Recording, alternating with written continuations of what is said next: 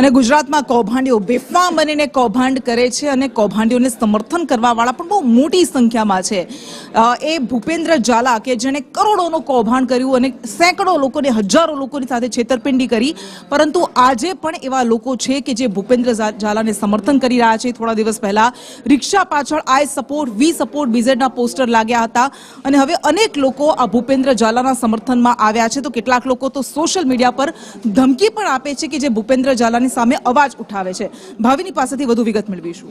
કૃષ્ણા, વાત કરીએ બીઝેડ કૌભાંડની, જેણે અત્યાર સુધીમાં 6000 કરોડનું કૌભાંડ કર્યું, જેમાં અનેક લોકોના પૈસા ડૂબેલા છે, પરંતુ હજુ પણ ભૂપેન્દ્ર ઝાલા તો જેલમાં છે, પરંતુ કેટલાક લોકો છે તેના સમર્થનમાં આવ્યા છે।